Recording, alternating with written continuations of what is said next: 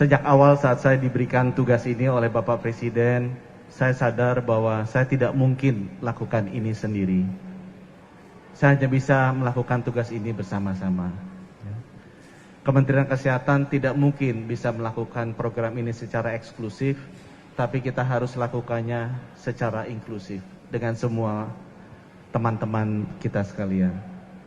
Saya juga sadar kalau kita bikin banyak program tidak akan pernah cukup, tapi kita harus bisa membangun satu gerakan di mana dicontohkan hari ini dengan sangat baik oleh sektor swasta, Grab dan Good Doctor, dari pemerintah daerah, Pak Sekda, Pak Bupati, Pak Zaki, Ibu Wali Kota, Ibu Kepala Dinas Kesehatan, juga dari sektor TNI Polri yang aktif bersama-sama.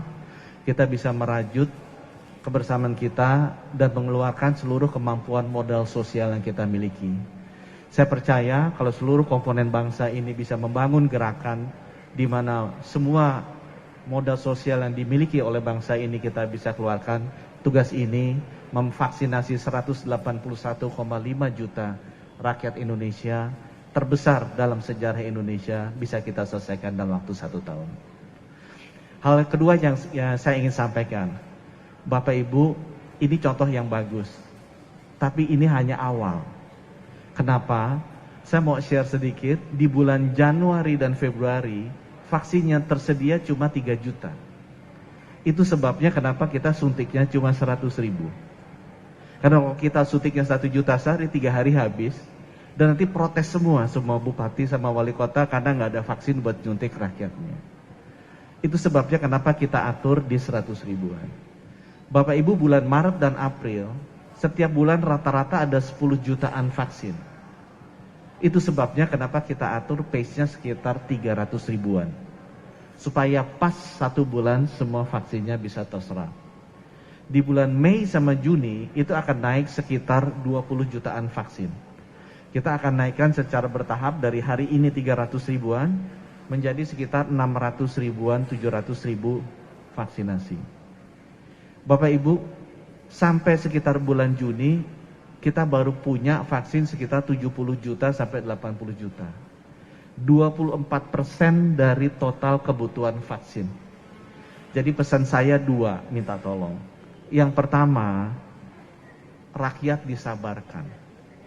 Karena memang keterbatasan dari vaksinnya. Ya. Hanya 24% dari populasi kita yang akan disuntik.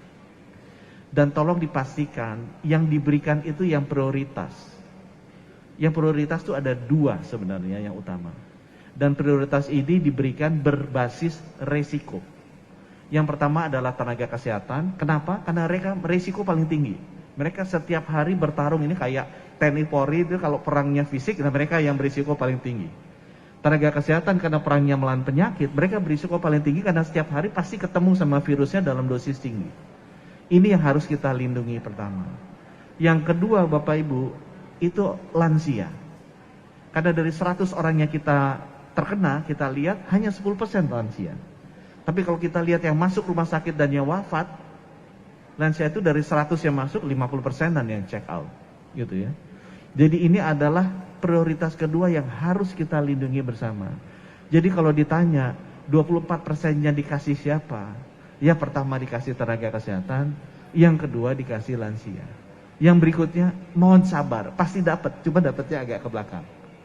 Karena kita masih bisa cukup kuat, kita lindungi teman-teman kita, senior-senior kita yang tidak sekuat kita. Ya. Aku lihat Pak Purwito itu kan walaupun udah usianya lumayan kan beda itu posturnya kan dengan Pak Sekda atau Pak ini. Pasti beliau lebih kuat. Nah bisa sabar dulu. Virusnya akan lebih takut ke beliau dibandingkan ke yang tua-tua.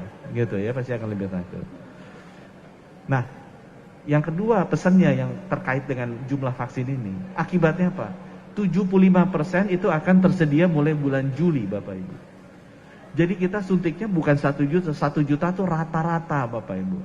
181,5 juta orang, 363 juta dosis, dibagi 365 hari, itu 1 juta sehari. Kalau vaksinnya rata tersedianya. Vaksinnya ini nggak rata. Tersedianya di semester kedua itu yang banyak. Akibatnya apa? kepepet kita di semester kedua. Hitung-hitungan saya harus 1,5 juta suntik per hari. Jadi ini bagus untuk latihan Bapak Ibu. Jadi itu sebabnya saya bilang ini awal. Karena nanti di semester kedua bikin kayak gini masih lebih banyak, dan kalau hari ini bisa 2.500, besok mau 5.000, mungkin nanti di semester kedua Grab kalau bikin gini masih siap-siap 10.000 per hari atau 20.000 per hari. Ya. Dan yang ketiga ini pesan-pesan buat pengemudi Grab. Jangan habis disuntik merasa jadi Superman lebih kuat dari Kapolres atau dari ini Bapak Brigjen ini. Ya.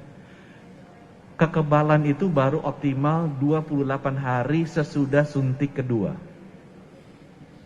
Dan itu tidak mengubah Bapak Ibu jadi Superman. Even jadi tentara Polri saja belum fitnya. Tapi seenggaknya Bapak Ibu punya kemampuan antibody. Kalau virusnya datang, ya dalam 1-2 hari mudah-mudahan mati, karena udah ada tentaranya di dalam. Ya. Sehingga menularkannya tidak banyak. Tapi Bapak Ibu tetap masih bisa kena. Mudah-mudahan kalau masuk rumah sakit, ya nggak usah dirawatnya lama-lama, bisa cepat pulang. Tapi Bapak Ibu tetap bisa menularkan. Sampai sekarang belum ada penelitian memastikan begitu divaksin nggak bisa ketularan. Tetap bisa kena, tapi daya tubuh kita lebih kuat. Oleh karena itu buat teman-teman di Grab yang habis disuntik, yang pertama ingat, jangan kemudian langsung buka masker jalan-jalan kemana-mana sampai 28 hari sesudah suntik kedua. Kemudian yang kedua, even sesudah disuntik tetap pakai masker, tetap jaga jarak, tetap rajin cuci tangan. Karena balik lagi, ini membuat kita lebih kuat, sehingga mudah-mudahan kalau terinfeksi lebih cepat sembuh secara alamiah, tidak usah masuk rumah sakit, tapi tidak membuat kita menjadi Superman, atau kalau dalam film jadi Thor yang manusia setengah dewa. Tidak. Ya, jadi tetap harus jaga dengan baik. Mungkin dari saya sekian, mudah-mudahan Indonesia hari ini lebih baik dari Indonesia kemarin.